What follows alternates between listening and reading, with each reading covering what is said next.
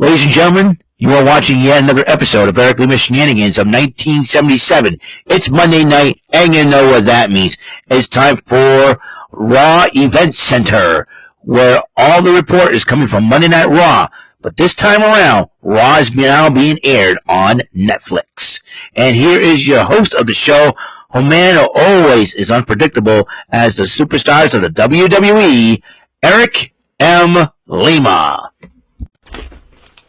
Thank you very much, Mr. Announcer, sir. Well, hello there, everyone. Welcome to yet another episode of Eric Lima Shenanigans, 1977, episode 1957. 1957, what a year that was, even though I wasn't born that year, but whatever. After this, we'll be 43 episodes away from the milestone of 2,000 episodes of the show. Like I said, I have great supporters and subscribers, 368. I want to thank all those subscribers for subscribing to my page, to my channel, I should say. And, keep up the support. Tell everybody you know about this channel. It's a great channel. I'll be talking a lot about stuff from entertainment, where it comes wrestling, video games. I do my game show bonus rounds on here. And I might do some random stuff, random stuff. And also, we also have a rant and rave episode coming up, episode 275, this Thursday night at 8 o'clock. So be there or be square, man. That's all I'm going to say. And just came back from live streaming with my friends, Brandon Martin, Jordy Scow, William the Conqueror Braun, Jose Ricardo da Costa, Jayton Long, and Dan, XP, the House of Rebellion. Probably one of the funniest, because we had over 600 views in the premiere of the Raw from Netflix. We decided we'll do it every week, and this is the second week of the Raw on Netflix, and my stomach hurts from laughing so hard. It was one of the best episodes. If you have not seen it, live reaction, please go watch it. It's probably one of the best segments ever. One of the best shows we ever did so far. It's only the second week, so it might be an early candidate for the for Network 3000 awards for like video of the year and stuff, because we were just cracking up. We were just laughing so hard. We're having so much fun, and just it was probably one of the best episodes, funniest episodes we ever did so far. And I think all the live reactions we've done so far. So this is pretty good. So check it out if you can. CM Punk arrives at the SAP Arena in San Jose, and CM Punk addresses the San Jose crowd, and it seems like he wants to enter the Royal Rumble. And that's when he made his declaration. Seth Rollins interrupts him and said, "You know what? I'm entering the Royal Rumble." And then Drew McIntyre interrupts Seth Rollins and CM Punk.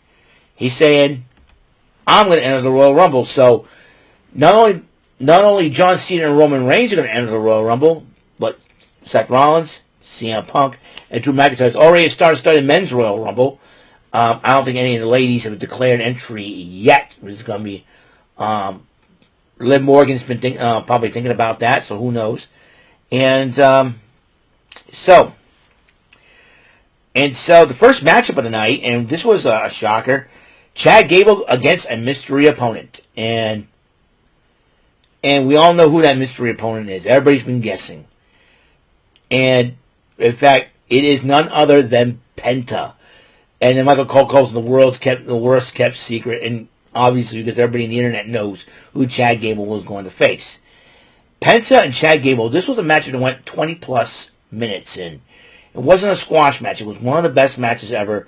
They gave Penta an opportunity to showcase his skills, and it was a great match. They let him do the sacrifice, which is like the arm breaker hold that he uses, and the Penta driver, 1, 2, 3. Penta ends up winning the matchup. And you gotta remember, though, Penta has been known throughout, he was a former TNA World Champion. He was in AEW for a bit, and he was first well known in Lucha Underground, and he faced Kairi Sane, Io Sky in some kind of Black Lotus Triad Gauntlet matchup. As you know, Mayu Iwatani was there too. She was known as Doku. Yurei, excuse me. Mayu Iwatani was known as Yurei. Kairi Sane was known as Doku, and Io Sky was known as Hitokiri back in the day, and that's how that's why I fell in love with Io Sky when she was known as Io Shirai. I had to look up Hitokiri and find out she was known as Io Shirai. Very beautiful lady, but indeed, but Penta, really showcased his skills inside that ring. Was a great matchup. Jackie Redmond interviewed Penta after the match, and Penta says it's great to be here. WWE's my home now, and his family was there. His family, some of his daughters were in tears watching him, and it was very emotional because it was his family, and it was very emotional to watch him, do his thing, and he says he made it here, and this is what he wanted to do. And don't worry about Ray Phoenix; he'll be next after he gets out of his contract with AEW, and so. It was great to see Penta make his debut. I thought the Creed brothers and Ivy Nile will try to get on his case afterwards and have the LWO come out, but that didn't happen though. Penta had his great moment in the ring. It was really, really cool. Judgment Day. We're talking about what happened last week when Liv says and Finn's getting ready for Finn Balor's getting ready for a match. Talking to J.D. McDonough, aka Lord Farquaad, and and friggin' Carlito. You see, J.D. McDonough was wearing the Beetlejuice pants. What's Beetlejuice doing out there? Oh, Mama Bear's hilarious. And then Dom gave her some roses and put this on the ice, put on the vase. Just get my stuff and we'll talk. I think Dominic Mysterio still simping. And Dominic asked Finn, "Do you need help in the street fight?" You just hang back. You got a lot to worry about. So in attendance, Daniel Cormier, the former UFC champion, and Braun Breaker, the current Intercontinental champion. Sheamus versus Ludwig Kaiser went one-on-one. Sheamus ended up winning the matchup. Then he confronts Breaker after the matchup, pushes and shoves. Referees say that's enough. And so that leads to the first match announced on Saturday night's main event. The Intercontinental title will be on the line. Sheamus will try to get the one title that's eluded him throughout his career, and that's the Intercontinental title. Braun Breaker will defend it against Sheamus. Kathy Kelly interviewed Seth Rollins about, being officially entered into the Royal Rumble.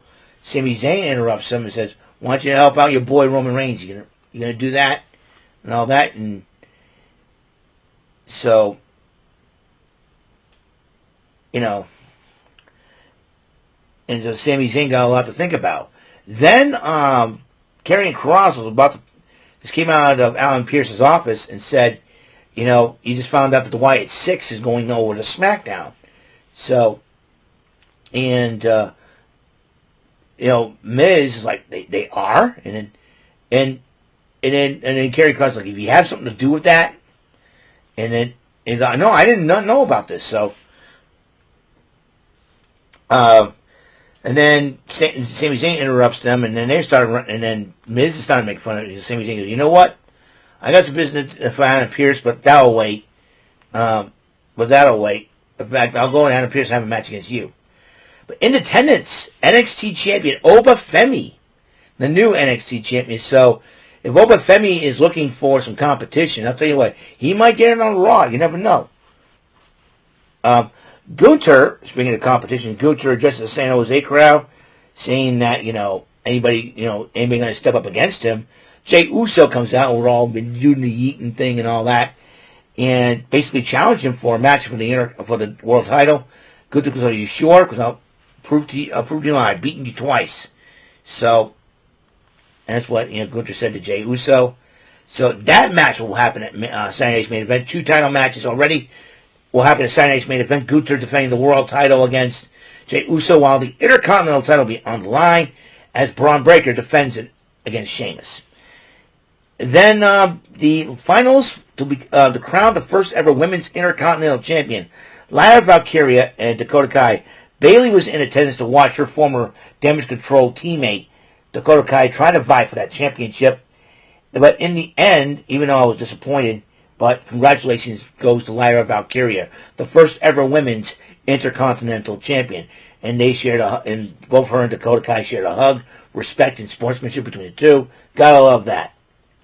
Sami Zayn went one-on-one with The Miz, and Zayn ended up winning the matchup. sending a message to The Miz.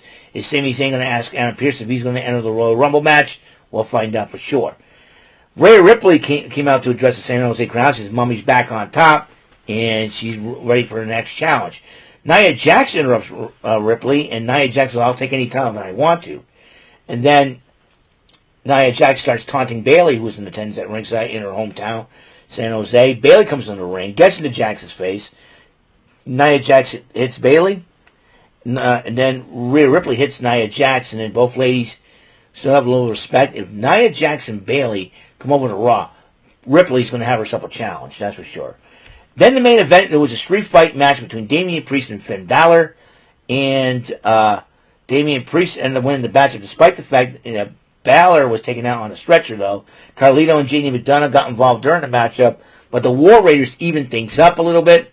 They could have used Dominic out there, but they told Dominic to hang back, and so will that be a mistake by Balor? We'll find out next week on Monday Night Raw. So, and Priest ends up winning the matchup. So that's all for episode 1957 of the show.